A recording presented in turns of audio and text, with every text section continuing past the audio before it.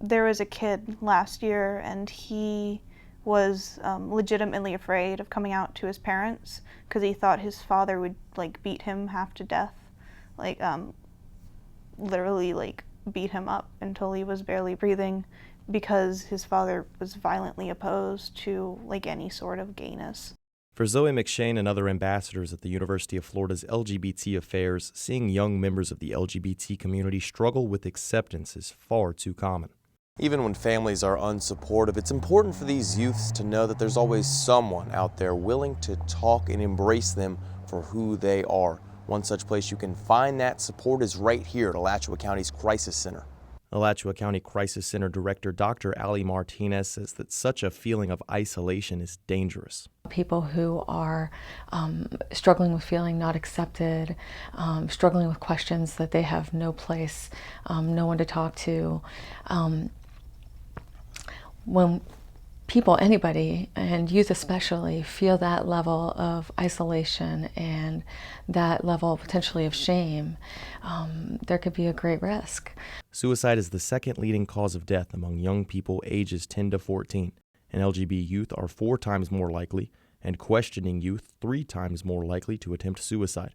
Also, nearly 50% of young transgender people have seriously thought about taking their lives, and 25% report having made a suicide attempt.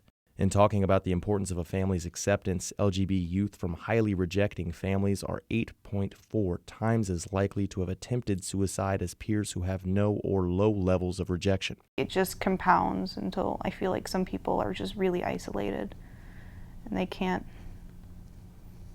like they have no help. Or if they do, it's not enough.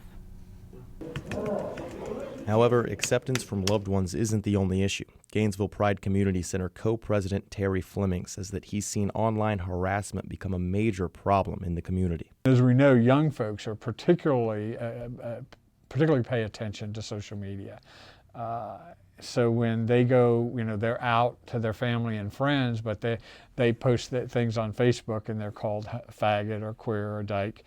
These types of things are very negative and very damaging.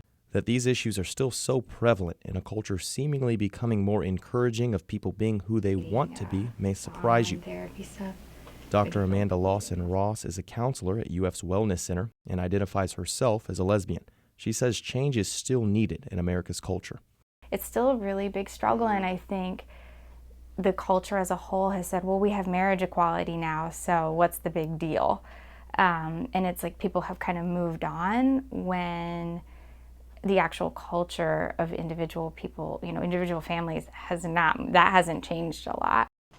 Maggie Cregan, a graduate assistant with UF's LGBT affairs, says that for change to occur, education of acceptance needs to start at a young age. A lot of families, you have this idea of a man and a woman together, so it's always reinforced when you're 5 years old and a girl kisses a boy in elementary school. Parents are like, oh, that's cute. But if you kiss a girl, you don't hear, oh, that's cute. Dr. Lawson-Ross agrees that education early is a huge difference maker.